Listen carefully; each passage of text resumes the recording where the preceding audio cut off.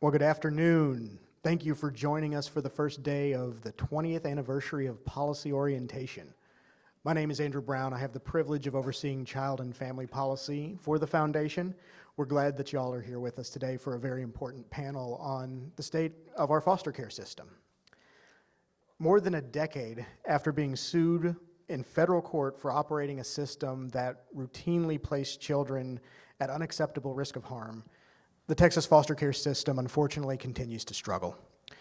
The state remains under the lawsuit, racking up millions in court fees and fines related to the Department of Family and Protective Services' failure to meet the court's remedial orders. Over the last year, a new crisis has emerged with a dramatic spike in the number of children who enter the foster care system with no place to go. These children, known as children without placements, or CWAP, is a term you'll probably hear us all lapse into at some point during this conversation, are spending more and more nights sleeping in hotel rooms, state office buildings, and unlicensed temporary shelters. These types of arrangements are meant to be a last resort reserved for emergency situations, but unfortunately it's becoming the norm for a lot of children. Between August 2020 and July 2021, for example, the number of children without placements skyrocketed from 47 to 416.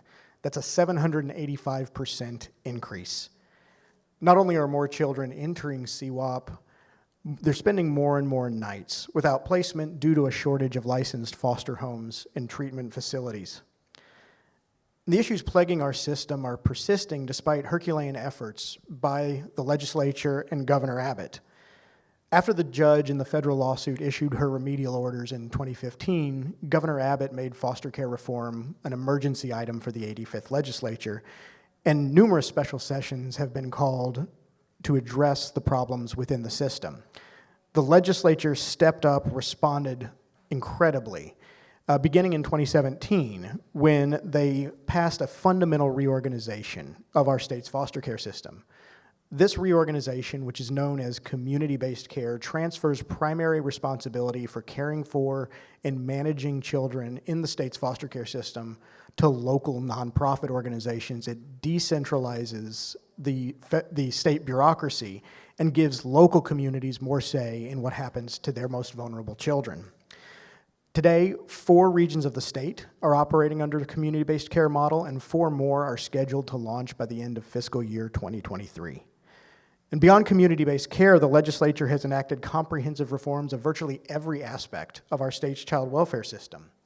These reforms include measures to reduce removals of children by prioritizing family strengthening and preservation, prohibiting DFPS from housing children in state offices, providing caseworkers with more tools to reduce the length of time children stay in foster care, targeted emergency appropriations, and structural reforms to the department itself. Needless to say, a great deal of time and effort, and quite frankly, taxpayer dollars, have been spent on fixing the Texas foster care system. And while these efforts have borne some fruit, the system transformation has been frustratingly slow at times. Our panel today will be focusing on the current state of affairs with the foster care system and what must be done to finally set things right once and for all. I'm honored to be joined by 3 experts who are leading in this critical work.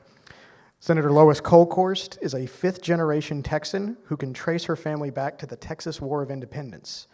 Represented Senate District 18 since 2014, Senator Kolkhorst chairs the Senate Committee on Health and Human Services, as well as the Senate Finance Subcommittee on Article 2, which controls the budget for the foster care system.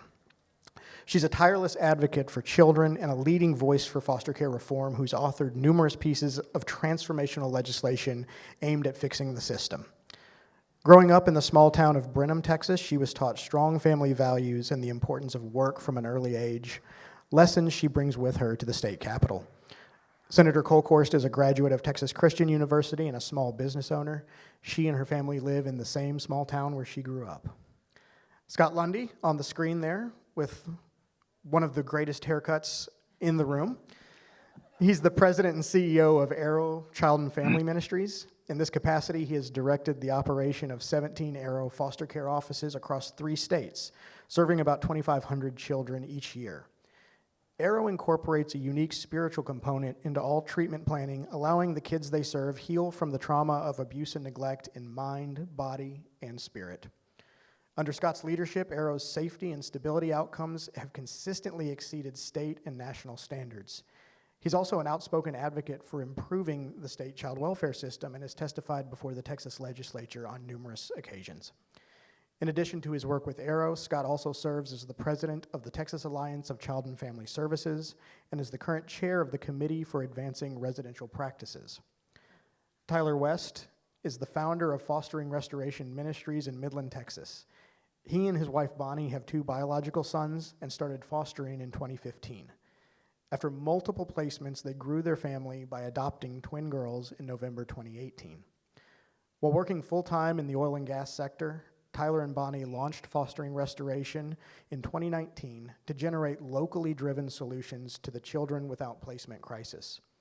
Since launching, Fostering Restoration has hosted over 120 kids and had less than 7 days without a placement in 2021. Please join me in welcoming our panelists.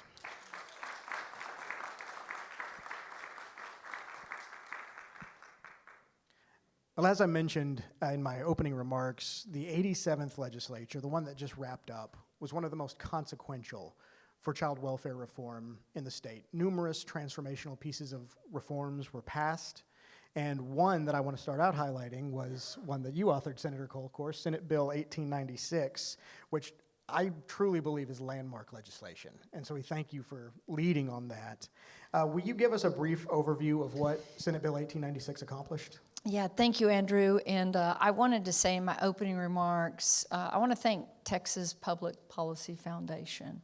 It is a very important think tank to lawmakers like me and a resource and great staff like you and the board members and the donors. Thank y'all so much for allowing us to have a conservative think tank that you heard at the luncheon, emboldens and embodies the spirit of liberty and freedoms and our Constitution, because right now, obviously, we're at a real crossroads. It's not that America hasn't been at crossroads before, but we're at one of those historic crossroads of people that want to tear down America to create it in a different light. So kudos to Texas Public Policy Foundation, the staff, the board, and most importantly, the donors who make it possible for us to have not just conversations like this today, but again, the continued resources. I see staff in the room that are nodding their heads. I say to my staff many times, where's TPPF on this? Do I have any resource there? So let me get into Senate Bill 1896. It really was created out of a little bit of frustration from me.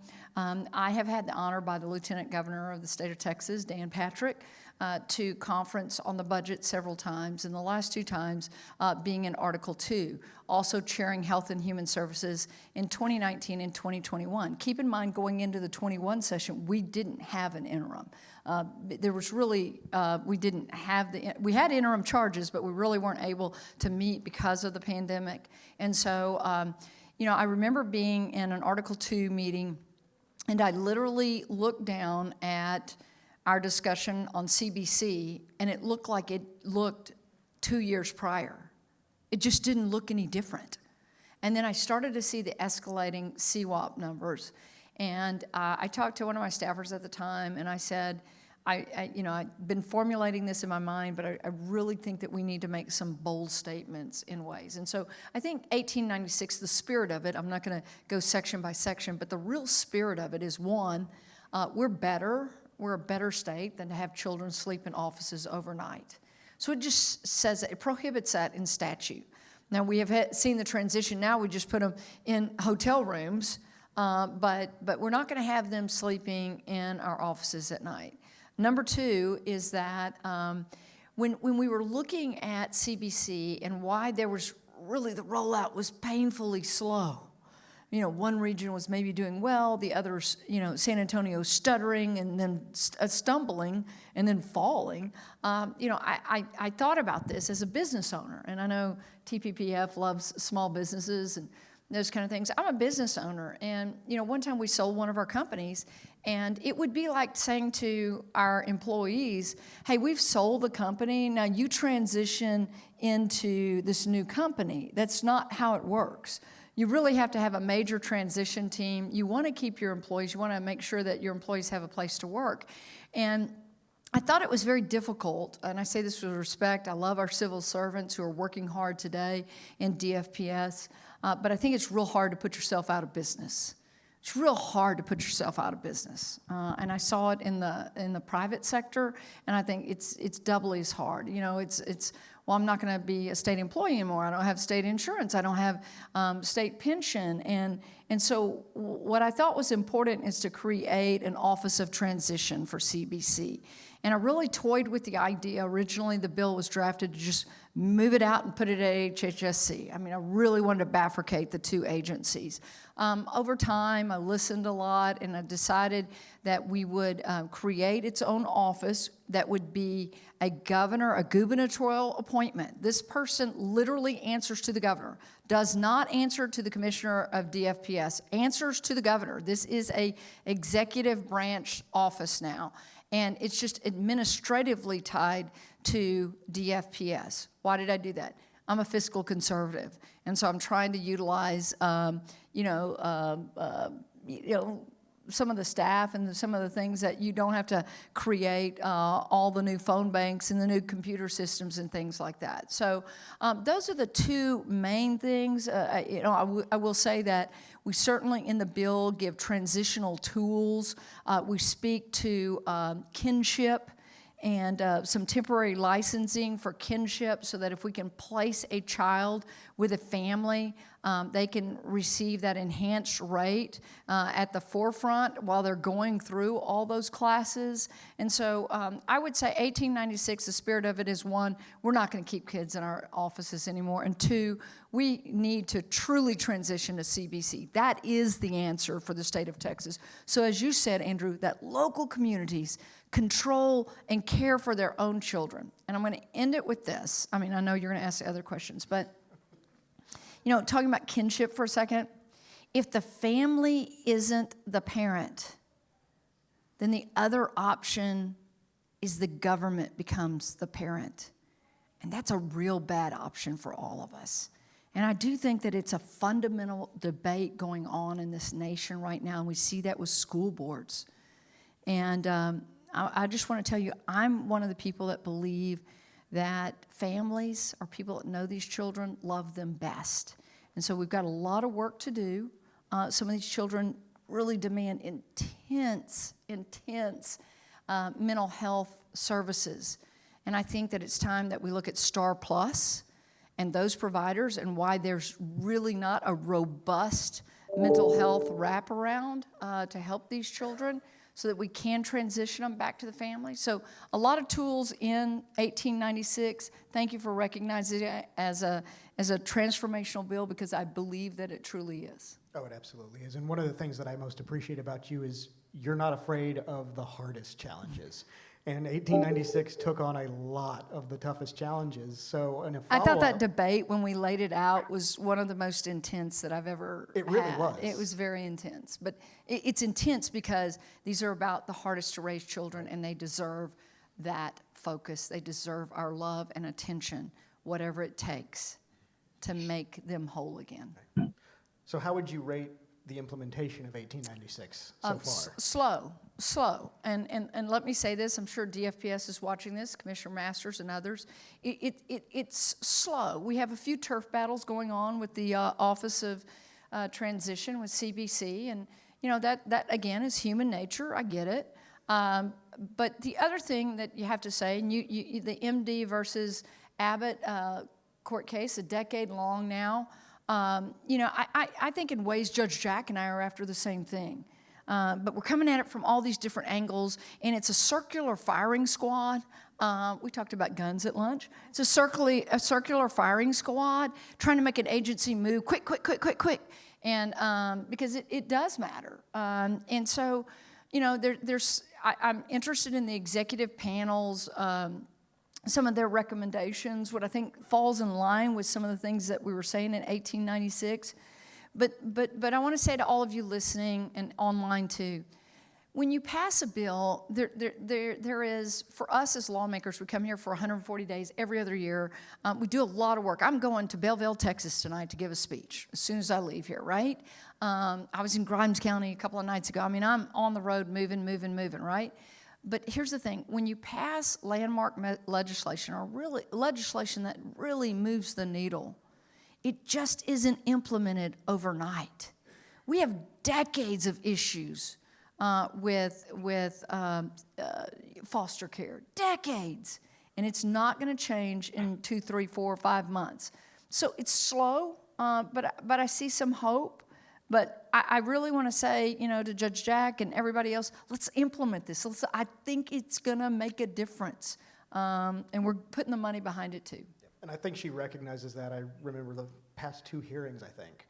She's praised the legislature from the bench and saying, y'all have given the department so many tools to get this thing right. And I think that's a credit to you. She and I are after the same thing, Absolutely. Which is treating these children, getting them to the best care that they can possibly get to. Absolutely. We'll get into the lawsuit a little bit more later because there's a lot going on with that, but I want to stay on this children without placement issue, which is at top of mind for many of us. And turning to Scott and Tyler, who really are on the front lines of serving these kids. Scott, I want to start with you. Will you give us a little bit of background on the children without placement and how the situation escalated over the last year to where we stand today? Yes, thank you, Andrew. And I agree with Senator Kolkhorst. There's not a Texan that is walking in this state that thinks that what's happening with these kids right now is okay. I mean, and so we are pushed to do some things to really, from an emergency situation, but then also, from the legislative, bills that have been passed that are going to take some time, and they do take some time to get to where they really make that huge impact. I think from a standpoint of how things escalated, I'm going to bring up a few things that I think really kind of contributed, because it really went, in our minds as a provider, it really went 0 to 60 pretty fast. It just began to kind of get on this uphill trend. So part of that was with regards to the MD versus Abbott lawsuit. There was about 1,000 residential beds that were lost pretty quickly. And that came with some enforcement actions that were taken based on that lawsuit. And the rest of the provider array and the service array that was there didn't have the capacity for some of those high needs kids. And that really had a lot of trauma and needed a lot of specialized help. So I think that was one thing that definitely started that trend very quickly. The next was this was all happening right in the middle of a pandemic, and at the time I don't remember whether or not it was Alpha, Beta, Delta, or what variant it was at the time, but we had staff that were looking for, because we're serving kids 24/7, 365. So we had staff and kids that were getting COVID, and we had PPE. The state of Texas responded very quickly, and I think much quicker than a lot of other states, to really help providers out to get masks and the proper equipment. But it made providers where it was really hard to accept new kids because of what was going on at that point in time with regards to COVID and the surges. And then I think over time also there's it really has been staffing challenges that have occurred as well, that have contributed.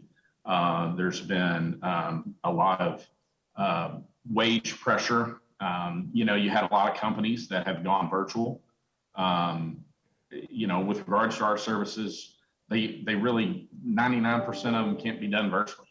I mean, we need to see kids. We need to be going into homes. We need to be supporting foster families. We need to be having staff at our facility. And so in hiring people, I mean, the first question that we get is, can we work virtual? And And so that kind of makes some of those things a little challenging as well. It's just really dealing with some of the staffing. On the bright side, I would say we are seeing that children without placement and DFPS supervision is going down. And we are seeing providers really gather their footing with regards to the new world that they're serving kids in. And I'm very, very hopeful and optimistic with regards to where we're headed in the long run. Great. And Tyler, your organization, Fostering Restoration Ministries, really exists to stand in the gap and to catch some of these kids who are falling through the cracks. Tell us a little bit about how Fostering Restoration is contributing to alleviating the children without placement crisis and how things are going out in Midland. Thanks for having me. Midland is where I call home. It's where I was born and raised. My wife and I started Fostering Restoration 3 years ago on the heels of fostering for a number of years, adopting 2 that added to our biological 2. So at 4 kids, we kind of wound down our fostering journey and moved into really full-time ministry. At the same time, we were still working full-time jobs. And so you guys heard from my bio, I'm still working full-time, took off a day of vacation for this, and am here really just sharing our story, which is one of, really, I would encapsulate it as, when you see a problem, you look for solutions, and when you can't find them, it's like, well, I guess we're just going to have to go do this ourselves. And so we found out about the CWAP issue probably 4 or 5 years ago. We were doing a number of things with the intent at that time was to get businesses involved in the orphan care crisis that was happening at that time and try and get businesses to support CPS workers to engage their employees to become foster families because we have a capacity issue. It's especially bad in Region 9. It's bad across the state, but it's especially bad in Region 9. And so the idea was, let's get businesses involved in being a part of this solution.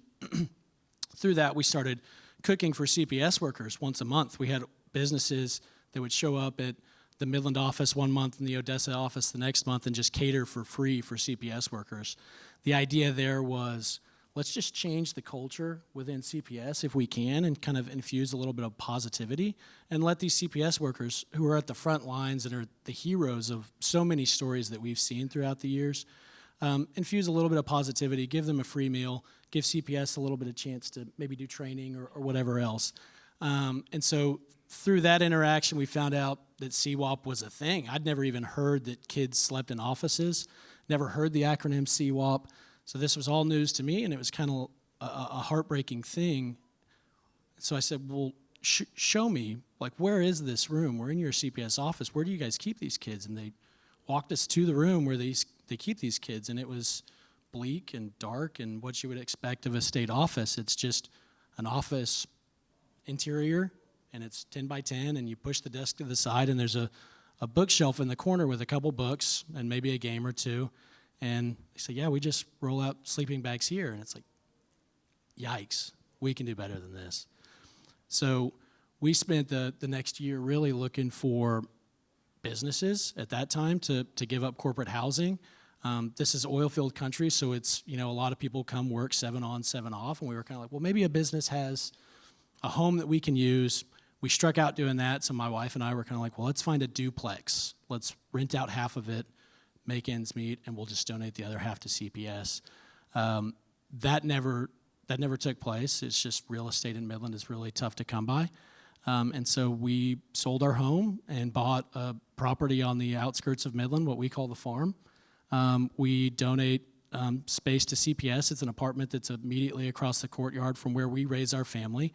And so our kids go play with the CPS kids. They are shooting basketball, and we're throwing Frisbees and riding bikes and scooters and jumping on trampolines, and we have a zip line in the front yard that probably shouldn't say this, but CPS kids get on it from time to time. And it's fun, and the idea is that it is supposed to be a really unrestrictive place for these kids that come from trauma and come from many broken backgrounds and come from high-risk facilities that they're basically, some of them are in lockdown, and they get to just be a kid. And we're there, and we get to be what I call the grandparents, because CPS is there. They're monitoring the kids 24 hours a day. There's 2 there. They're on rotation. The CPS workers are really the salt of the earth and the heroes that are tending to these kids' daily needs. But we get to fly over and be the grandparents and say, you guys wanted to get some ice cream? Or, hey, here's some cookies from a cookie place in town, and we get to give those to kids. And so I share all that to say when we started this, we really thought we would get a kid a month, maybe. And we've had the front row seats to watch what's happened in the state of Texas really unfold. In the last 18 months, it has been nonstop. We used to go over and greet kids every single time that they came because it wasn't that frequent. And now they come and go, and we don't even know. So I had a CPS worker share some stats with me because we lost track of how many kids we had. And to date, in 3 years, we've had 130 kids come through. Most recently, it's been almost all teenage kids. We had a string where it was just boys. We were the boy CWAP for West Texas. There was another one in town that they were taking girls to periodically, but it was nonstop for all of 2021. It's true, we had 7 nights where there was nobody in there, and that was it. The other 358 nights, there was somebody in our apartment. And so it has been used constantly. And to Scott's point, we are seeing a little bit of slowdown, but still high-risk teens coming through in force. You know, while we're on the subject of the statistics of the kids who are coming into both your facility and the state, as Senator Kolkhorst, one of the things that for me as a researcher that's been frustrating is what I perceive to be a real lack of transparency around this issue. Finding the data, there's some data available, but it's difficult to get a full picture of the CWAP issue from my end. And I was just wondering if you could provide any additional insight in your capacity as the chair of the relevant committees. Sure, I'm happy to do that. I will say we need more Tylers that are willing to, like, literally, my gosh, build a home, change your life. I hope all of you tonight, when you say your prayers, or if you say them often, like me, thank the Lord for Tyler and his wife, and also Scott for your ministry and what you're doing. Really incredible. So these statistics are, you know, like what Tyler said. You know, they're mostly teenage. I want to say that for fiscal year 2021 versus August of 2021, we saw the increase coming out of psychiatric hospitals. It's up to 24% when it had been 20% in 2020. But keep in mind, 2020 was also a pandemic year. 20% are runaways. So 44% of those CWAP children are either coming out of psychiatric hospitals or runaways. The next highest percentage is they're coming from their own home, and then GROs or RTCs represent about 12%. So those are some interesting statistics that you see. It is the teenage child. For the most part, that 13 to 17, many of them, not many of them, the percentage is small, but the frustration I know by CPS workers is they can refuse placement and choose to be in CWAP.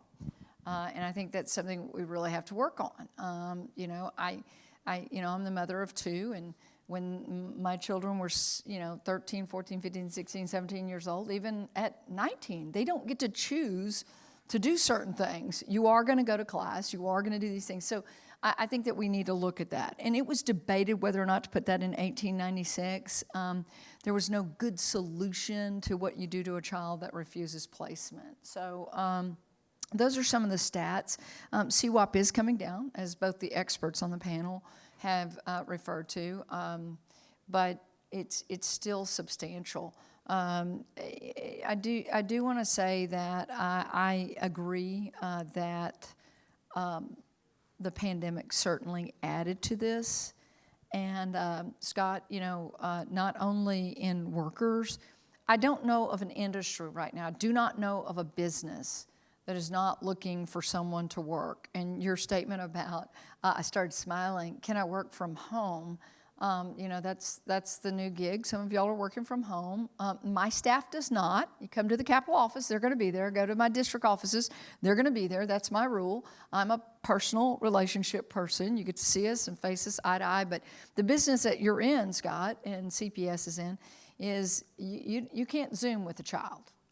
We can have experts, we can have psychiatrists and psychologists Zoom, but you have to have hands-on. So the pandemic really exacerbated this. And my final thought on this, guys, with what happened during the pandemic and the lockdowns and the other things, we have a long road ahead of us with mental health.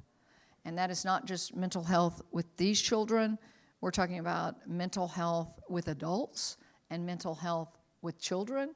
And, that feeds into learning loss and all of those other things. This is going to be the next wave of the pandemic. Prepare yourself. We have to begin to normalize people and get them back in society and learn how to function. And these children are no exception. They suffered through a lot during that pandemic as well. And then people entering into the system, I think there's a lot of mental issues from the pandemic as well. Scott, from your perspective, what's the low-hanging fruit? What should communities and policymakers be doing right now to help end this crisis? Well, I think the legislature took the biggest step with the $90 million that was appropriated. I mean, that was huge, and that is it takes a while to really roll that out. And I think building capacity is and the right type of capacity is the key.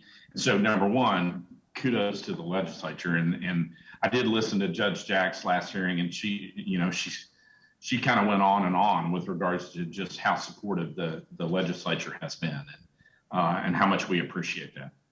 I think some of the low-hanging fruit, we really have to look at what is the best capacity for these kiddos. And a lot of the ones that are refusing placement, they're refusing RTC placement, and they're refusing to go back into facilities. And if you look at the outcomes show very clearly that a child that's placed in a loving home is going to do much better than a child that's placed in a facility. And so we have put in treatment foster care. We have put in foster care that has a lot more supports around it, to where you have behavior support specialists coming into the home, a lot more mental health supports that are coming in there, helping the kids at school if they need somebody to go with them at school, if that's been one of the problem areas.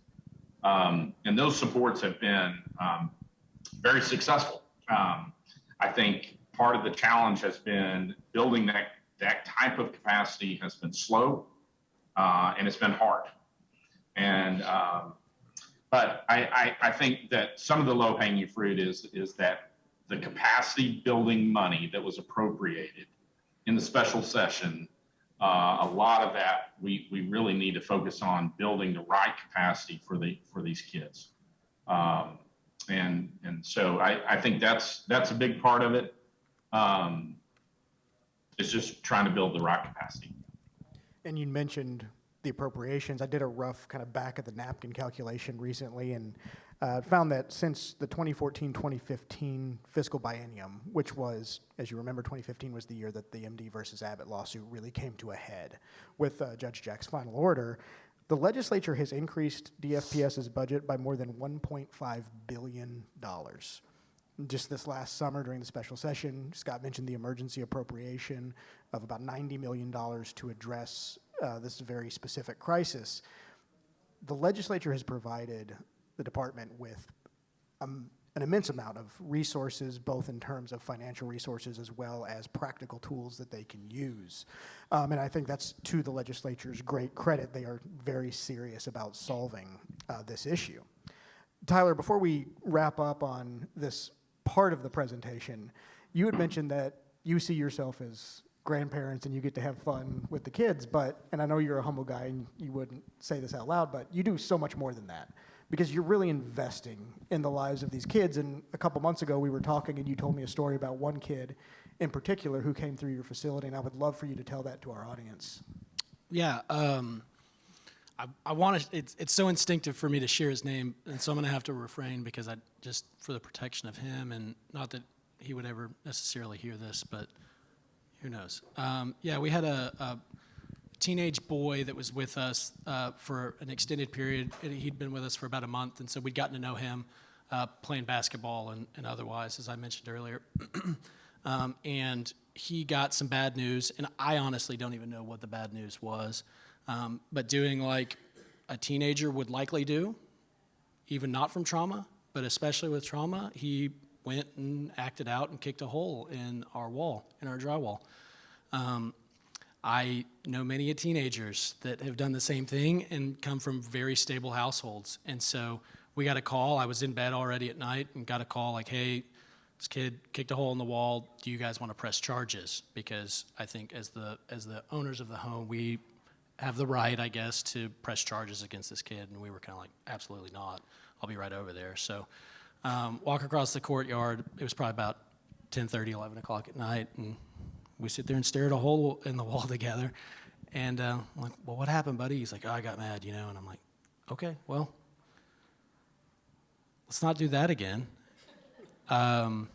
You gonna be good to help me fix this? He goes, yeah, because he was ashamed. I mean, it's not like I had to shame him over this deal. He was sad that it happened, and it was an outburst, and it was done. And so we spent the next 4 days. If you guys have ever fixed drywall before, this was my second time, so it's not like I'm an old hand. But we spent the next 4 days patching up drywall, and he owned it, right? Like I left him with part of drywalling is you mud it, and then you got to let it dry, and then you sand it down, and then you remud it. And so it just is a process, and I left him with some sandpaper, and he owned it and cleaned it, and every day I'd come back, and he had it sanded good, and we'd remud it. He'd be like, all right, I'll have it ready for you tomorrow. And so, it was time that I sat with him shoulder to shoulder and really just started peeling back the story that this kid had. And it's really a tragedy because it's just a series of small incidents that happened in this kid's life, and he reacted as a teenager would. And it is leading him down a downward spiral where he was no longer fit to be in a foster home. The placement agency that I think hosted him previously, that hosted his foster license, didn't feel comfortable having him in because he'd had an anger outburst or two, and so they wouldn't take placement of him, and now he was being run around the state, and last I knew, I think they'd moved him out of state because there was nowhere in the state of Texas. And if that doesn't, I mean, you're talking about a kid that, okay, his parents are gone, but he doesn't have a stable foster family, he doesn't have stable coaches, he doesn't have stable teachers, and they're just moving him to wherever. And then beyond that, as the state of Texas, we ought to be ashamed that kids from our state are going to Arkansas and Tennessee and Georgia and Wisconsin. And it's happening over and over. We saw it a ton during the last 6 months where most of the kids that come through our placement don't actually end up staying in Texas. They fly them out to facilities across the country that will take placement of these kids. And that truly is a tragedy, and as you said, we should be ashamed. Yeah. But that's the power of community-based care, and those of y'all who have been following our work, we are strong supporters of the community-based care model, and it's for this very reason. What Tyler and his family are doing, they're treating these kids like kids. This isn't a damaged good that needs to be dealt with. It's coming alongside like you did and really acting as a father figure in this kid's life and figuring out, well, what was motivating you, and teaching him to own the consequences of his actions, teaching him a skill, to be quite honest, that he probably had never learned before. And it's that investment, that messiness, getting into that messiness of life is what is really transformational. And that's what community-based care can do that a detached, centralized government bureaucracy cannot. It's creating these human moments that really change people's lives for the better. And so I want to just commend you and thank you for that. Like, I think I was ugly crying when you told me that story for the first time.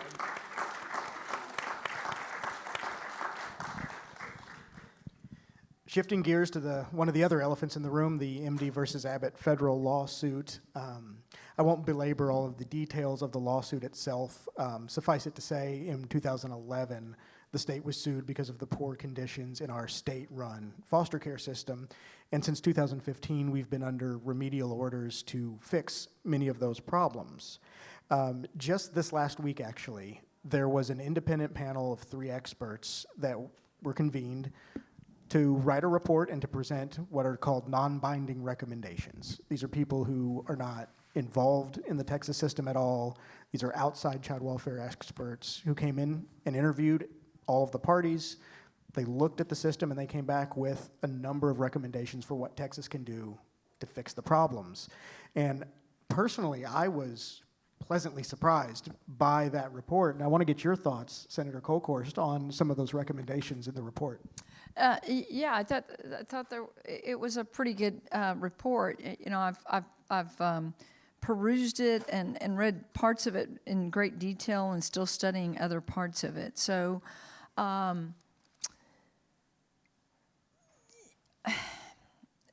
quietly also, the legislature has maybe in some other meetings, you know, been trying to move DFPS in a direction of we've got to solve this CWAP problem, and in treating it like the urgency that it is. And I think that this panel said just the same thing. You know, you have to almost stop the bleeding and put the tourniquet on, and that's not your long-term solution. But then you move in a direction. And one of the things that I thought was brought out is the differences between HHSC and DFPS, and that they need some kind of head of a leadership team that works on maybe the consistency. For any of you that know, like nursing homes, when you have different inspectors every time, you know, they say, oh my gosh, you know, you had a bottle of Windex out on the counter and that is dangerous to your clients. And so they write you up for that. And then the next one goes through and doesn't see that. And so there's a lot of inconsistencies. I want to go back to what Scott said. Losing 1,000 beds in this system while we were in a pandemic, that is almost insurmountable. You cannot give up 1,000 beds because the pandemic is ultimately going to potentially, as I say, with the mental health consequences, lead to more placements potentially. I hope not, but it certainly, I think, down the road will. And so the heightened monitoring added to that, you know, and this report does talk about heightened monitoring because they talked about. I talked to RTCs and congregate care providers that said, you know, this is something that is really causing a loss of beds. I think that what the panel said is, you know, you can't say quality shouldn't be a part of it. So, you know, I'm very interested in this, and as a lawmaker who works with these agencies, who funds these agencies, who know that they're trying. I think that our Commissioner of Health and Human Services, along with our Commissioner of the Department of Family and Protective Services, are very well-meaning leaders.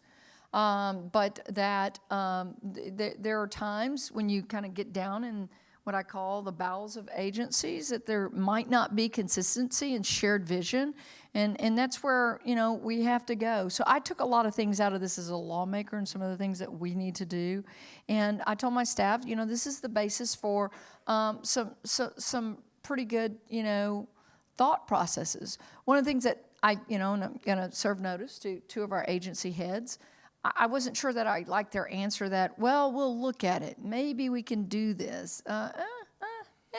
You know, there's been a lot of us kind of prodding, saying, this is an emergency. We need to address this, because the agency admits that like 2% of the children are taking it 98% of the time. Right? This very small group of CWAP. And we're having people quit CPS because they have to give their nights and their weekends up to work CWAP, children without placement. I love that this said, let's quit calling them, dehumanizing them as children without placement. So maybe I'm going to say that these are children that need a home. Maybe that's what we should call it. Children that need a home instead of children without placement.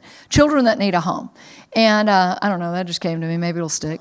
You know, so there's a lot of things that I think we need to do. Again, whether it's 1896, the $90 million, I think, Scott, that we really, it was needed. That those are, for all of you in the room, we're going to give rate increases to where we place these children, and that's needed. Maybe there's more money needed. I'm not sure I want to build a bigger agency to oversee these people. I want to give them the money, get out of their way, and we need specialized treatment for the hardest children to place, children without a home. Scott, while we're on the topic, heightened monitoring came up. Can you explain for those who maybe don't know what heightened monitoring is and how it's impacting providers like Arrow? Yeah, well, and first of all, with regards to what Senator Kolkhorst just said, I want to say amen. I agree 100%. With regards to heightened monitoring, I think,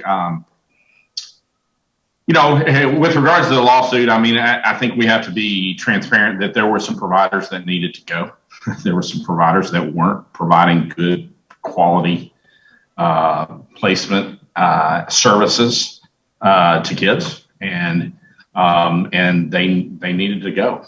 And I think heightened monitoring has some positive things with regards to accountability and really trying to help providers move forward and get better. And I think probably providers that are on heightened monitoring and haven't gone out of business have gotten better.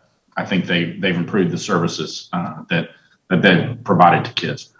There are some fundamental problems with heightened monitoring.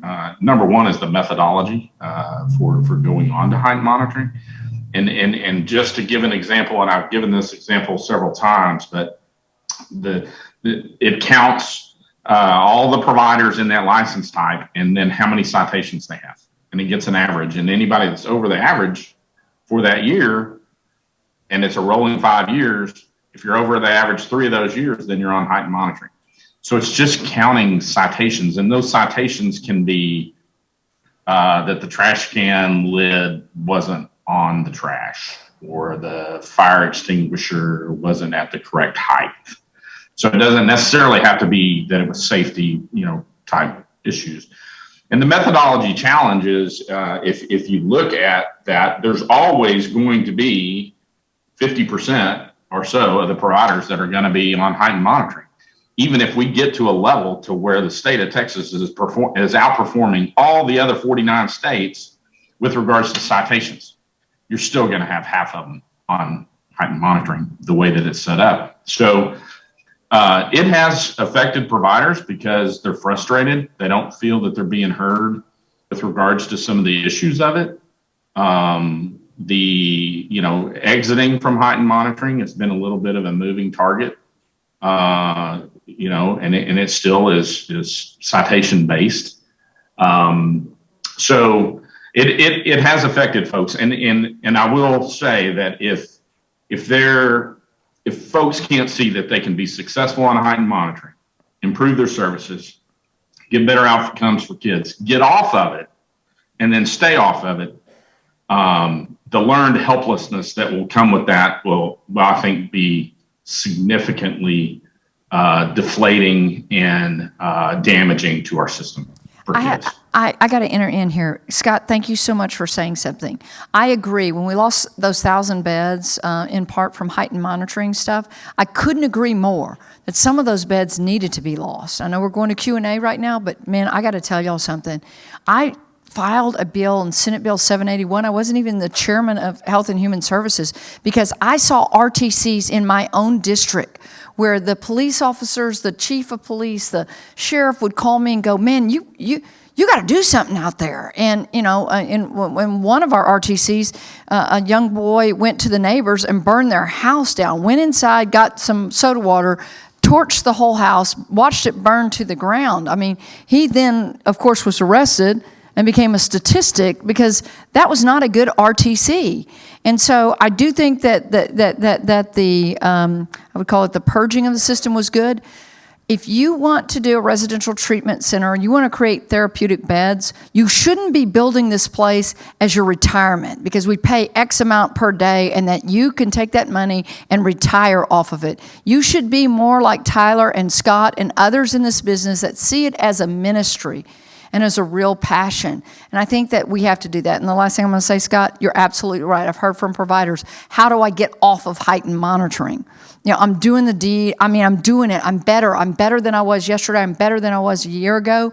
But you're right. You become discouraged when you are just constantly slapped down. And the inconsistency between HHSC and DFPS in what they're asking in heightened monitoring is, I understand, just a real issue. Absolutely. That regulatory nature, right? We need to have good quality providers. We need to ensure that these kids are safe in their placement. But to Scott's point, when you're being cited for things like a trash can lid, a light bulb being burned out, things that are not a direct connection to the actual health and safety of a child, it becomes an unworkable system where I think in a lot of cases you drive out providers because they think it's too hard to work in Texas. The culture is punitive rather than one that seeks to help improve providers. And that's a significant change that needs to happen. It's something that we at TPPF are thinking a lot about and working on over the interim and hopefully into next session. We got 2 more questions before we let you all ask a few questions as well. Tyler, I want to talk a little bit about community-based care because we haven't gotten to go too deep into that. But one of the things in the expert panel's report from the lawsuit that I highlighted and underlined and starred and wrote yes and amen and all this stuff around it was this quote: "The prolonged implementation timeline for community-based care was seen as a barrier to achieving system change." And that's something that I think has been plaguing our system. We have the solution. The legislature has the solution. We need to move quickly toward the full implementation of community-based care, something that 1896 is really pushing the state to do. Tyler, you're involved in efforts out in Midland. It's in Region 9. You're on the schedule to be launched, I think, this year. Yeah, March, I think applications are taken. Yeah. What's the status of getting ready out in Midland and Region 9? We are, so yeah, I work with an organization that is readying themselves to make an application next month or in 2 months. It is what I would consider a grassroots effort. And if you just back up and think about what is community-based care intended to be, well, it is supposed to be members of that community taking care of those kids. And I think you've seen that play itself out across the state where that hasn't always been the case. This is intended to be a truly grassroots, community-based effort. It'll be a number of stakeholders we've worked with. We've got a number of great agencies in Region 9. None of them necessarily wanted to make the bid for this application, to our knowledge, and so we're working and we're going to come forward with a consortium effort to try and win the CBC contract. And it is all local Region 9 individuals making this effort, no outside interests at all, and the true, at the core effort is for this community to take care of these kids. Yeah, be watching Region 9. What's going on is That is CBC. It's absolutely. They've got the spirit, they've got the intent, and the innovation that's happening in Region 9 is incredibly impressive. So I would encourage you all to watch what they're doing out there. We've spent a lot of time talking about a lot of problems, and I hope it's something that you see at TPPF, that we're not afraid of calling out problems. We call a spade, as our former CEO, Kevin Roberts, liked to say. But we don't just gripe about the problems. We bring forward practical solutions to solve those problems. So before we enter audience Q&A time, I want to ask each one of the panelists, what is giving you hope right now? What do you see that's working well that makes you think, the future of the child welfare system in Texas is a lot brighter than where we're at right now? And Senator Kolkhorst, I'll start with you. Today gives me a lot of hope. Listening to what Tyler just said and what Scott just said and the professionals in the field, this is really difficult. I'm going to repeat a quote that, I kind of came up with that said, if the family is not the parent, then the government becomes the parent, and that's not a good solution. And so I think when you have care closer to home, keeping these children closest to their home, if we can place them with kinship, give them some wraparound services. Listen, raising teenagers is hard. My gosh, Jake's still 19. I got a ways to go. I got another, 8 months, right? I don't know if something magical happens at 20. I don't think it does. But it's hard. And then you listen to the description of Tyler and the anger, that something in my life, happened. I bounced around. I don't have my parents. Nobody wants me. Can you just put yourself in those children's shoes for a second? And then there's other mental issues that, Commissioner Masters has described to me that you couldn't even think of, maybe having a disorder where you swallow everything in sight and things like that. These are hard children, but if we can keep them local, and with the most difficult, find those therapeutic services that aren't necessarily congregate care. I think we're always going to have congregate care, but I do have hope. I do have hope, and again, I think that everyone wants good outcomes. We just got to get there, man. And what you said, Star, yes, well, it's the timeline that's killing us right now. We've got to move. Tyler, what's giving you hope about the future? Two things. One, CPS workers, when we started doing this, we came from the foster world, and we kind of I don't know why it is, but you kind of view the CPS workers as the enemy. I don't know why that was, but we got into it, and it's no, these people are heroes. And so they give me a lot of hope. They have gone above and beyond the last 18 months because they're working nights, right? When there's a kid in CWAP, there is somebody there working from midnight to 4 a.m. And they have families too, by the way. And so they're being asked to go above and beyond. So that's thing one. Thing two, I think, is these kids. They are resilient. The other day after church, we went to Jimmy John's in town, and I walk in, and I'm like, I know that kid. And he's he kind of saw me, and he's like, hey. I was like, oh, you were one of the first kids we had through our CWAP. He has since aged out, has a drug addiction issue, has been through rehab multiple times, and he sees me, and he's like, I have a connection point now. And I'm like, hey, I have a present for you. And, back up a little bit, he comes out and he sits with us. He asks his manager, can I go on break and sit with his family? And so we're there with our kids, and he's telling us all about he's been in and out of rehab and all of this stuff, and my 9-year-old's like, oh my gosh. And so we're having to cover his ears, and this kid's just, this is his life, and so he doesn't know the filter of what a 9-year-old should and shouldn't hear, and so we're parenting through that. But he's telling us all about these things and how he's married, and he and his wife work together at Jimmy John's, and she was the cashier, and he goes, yeah, look, wave. And so we wave at her across the thing, and I said, dude, I got a present for you, because 2 years ago, CPS took him to Walmart, and he bought this little JBL wireless speaker. I don't know why I remember this, but he really just hit a chord with me, and I knew that he left it, because they moved him quickly, and he just accidentally left it out on the basketball court. And so we find it, and we use it periodically. And so I'm like, I got a present for you. So we went back to Jimmy John's the next week, and we took him a new JBL speaker, and he's like, I cannot believe you remember that.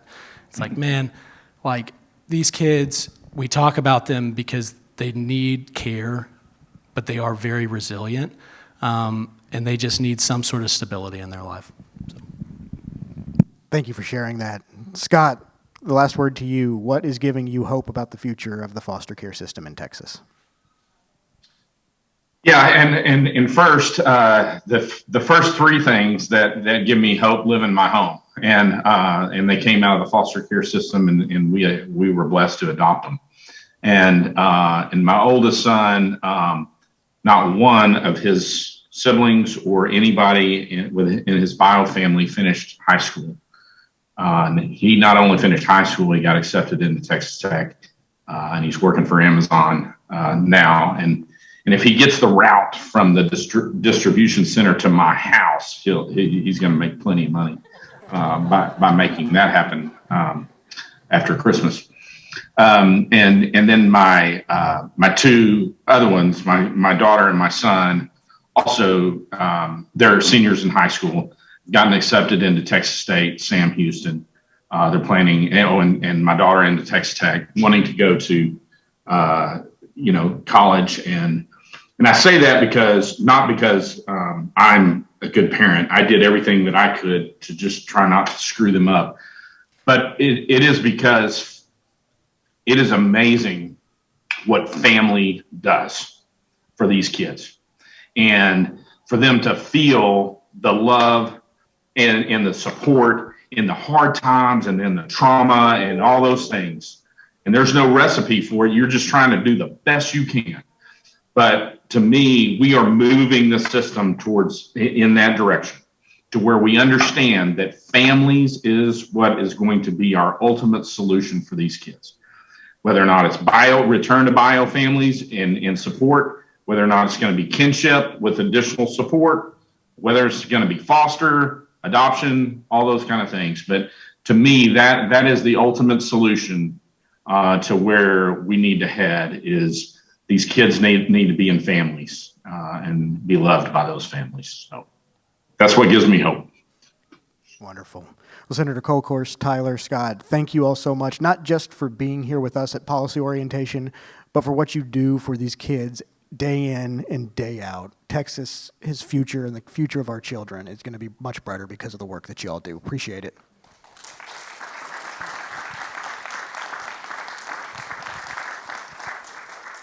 So we'll have a microphone circulating through, a guy in the back with the dapper bow tie. Our tradition here at TPPF is questions end in a question mark. So keep them pithy and questiony. So I'm a CASA volunteer, and you know, I only was going to do it for 1 year, and 25 years later, and 50 kids. I do it selfishly, much like the people who follow Jesus around looking at the miracles. It's just every time you get a case, you see the miracles, and the state has done a wonderful job in creating the infrastructure and the benefits. But you, Andrew, you talked about the low-hanging fruit, and so I guess I got a question: could Texas Public Policy Foundation set an initiative to talk to the spiritual leaders throughout the state to invite them into the miracles that I see all the time? Because you can talk about your faith or you can live your faith. Somebody's got to pick up the ball, and Tyler's doing that de facto. But it'd be really cool if Texas Public called the spiritual leaders in the community throughout the state and say, I want to energize all my believers, my faith-filled people to embrace the concept that miracles happen and you can be a part of it. But quick comment is that I belong to a church, and other family people, who are also in churches. There's a dearth. Nobody's talking. Everybody's talking pro-life. Yeah, we got to save the babies. But what's going to happen when we have the babies?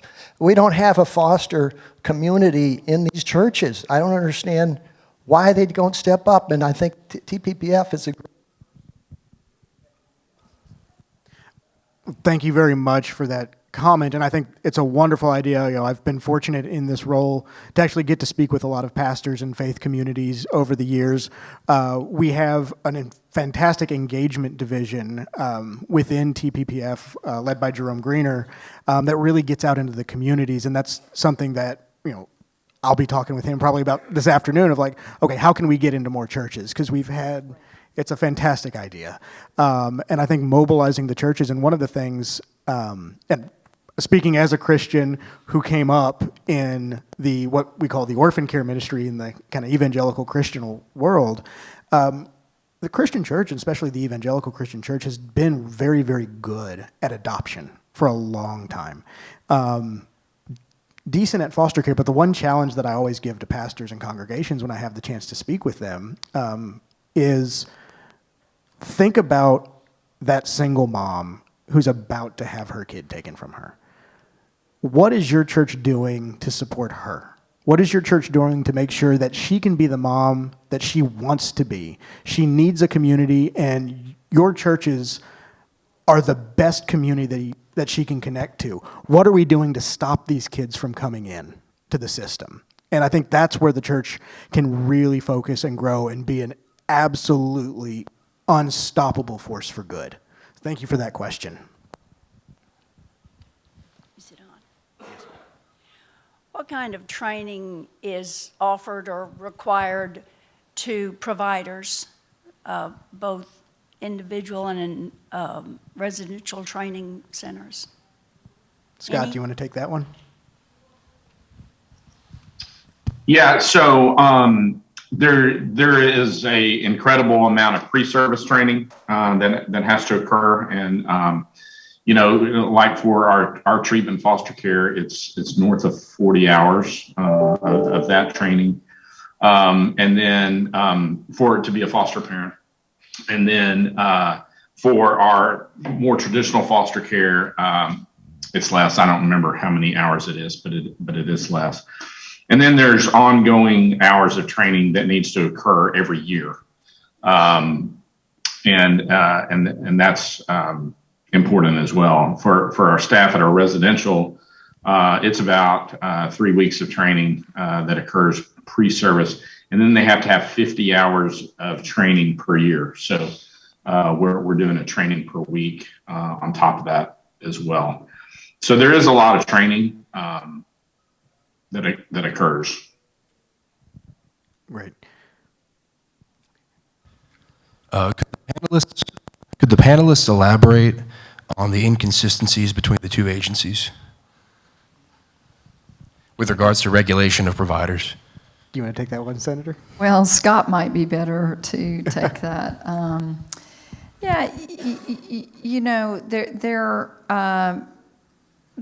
there is the licensing process that happens with, I believe I get this right, HHSC, and then DFPS goes in and does the heightened monitoring. And the legislature, to meet the needs of what was perceived in the case, you know, $100+ million, and we gave them more monitors. And so it's a human nature thing. If you have a different monitor every time that comes in, different set of eyes sees something.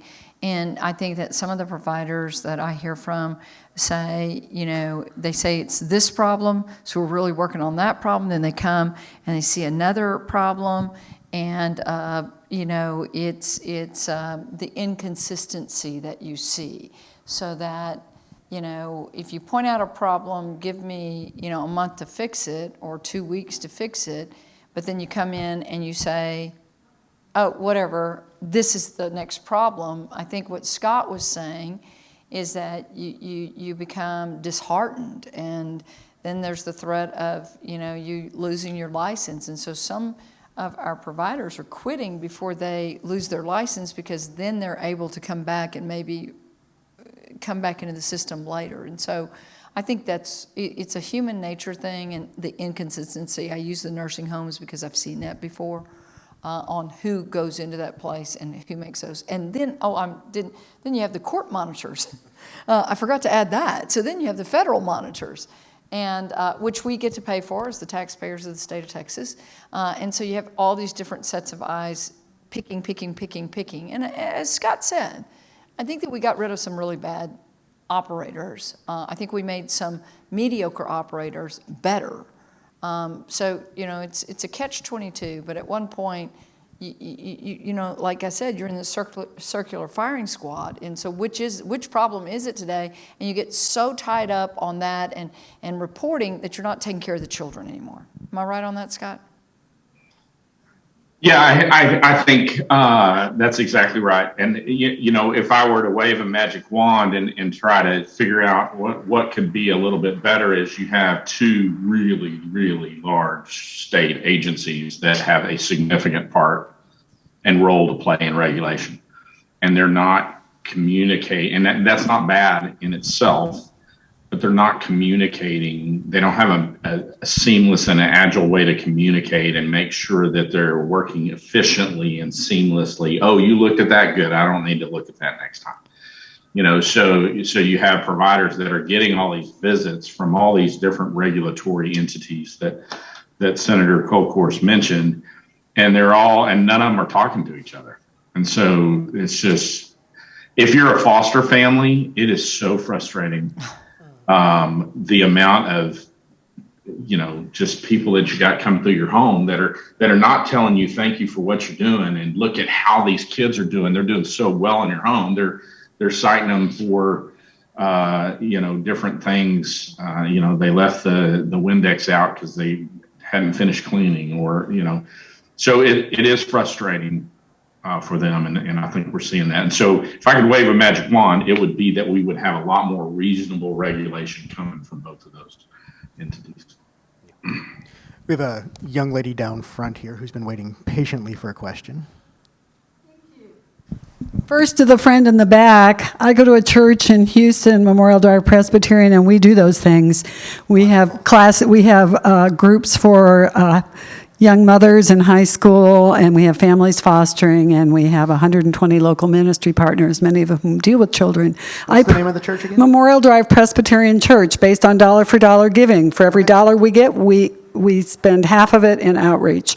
So, but I personally have mentored 2 kids who are not in foster but should have been, because their homes were abusive in subtle ways.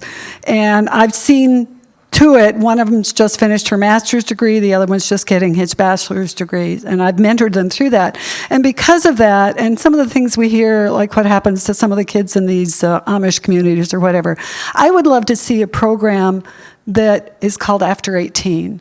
Maybe it's already there, I don't know, but I have heard, and correct me if I'm wrong, that a great many kids aging out of foster end up like the young man you talked about, in horrible trouble. And so I would like you to address if there is anything existing, or if there's anything in the heart that TPPF could do to focus not just on getting these kids to 18, but to follow them, to provide mentors like myself who can befriend them. Yeah, I would say one of the biggest things that we're focused on is what they call preparation for adult living, right? It's the series of classes that the kids go through to basically prepare to age out. And there's some really good things in there, but I think we're missing a lot of opportunities to get these kids connected to mentors in the community, to get them hard skills training, apprenticeships. There's a lot of opportunity within the preparation for adult living program to address many of these issues that you're discussing about kids who are aging out of the system. One thing that actually happened last session that I was very proud to have been a part of, I think it's the one piece of legislation that I've worked on in my career that I'm the most proud of, was a piece of legislation that allows for the restoration of parental rights. And Representative Cook's in the room. He worked on that bill with us and really helped make that language work. But essentially what that bill does is it recognizes that sometimes these parents who have their parental rights terminated turn their lives around. It's the wake-up call that they needed.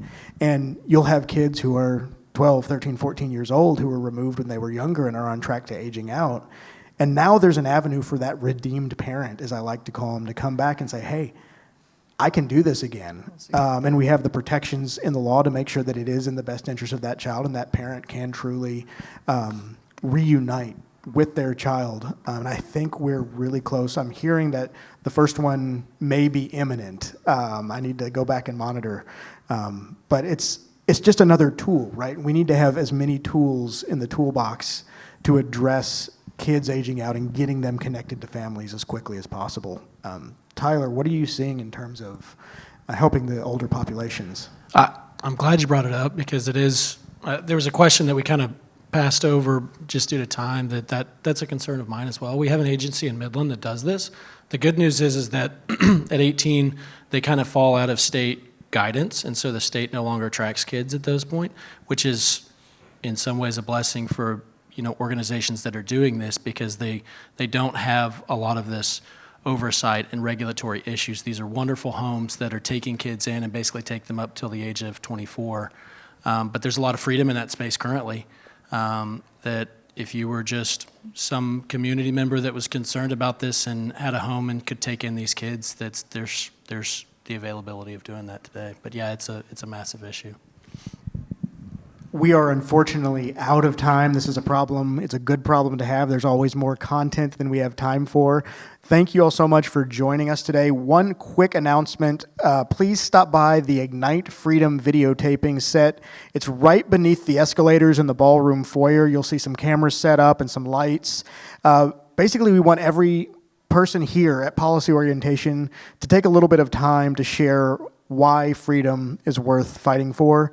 It's taking place all 3 days of PO, but it's happening right now until about 4 p.m. Thank you all so much for joining us. Thank you to our panelists. It was an honor.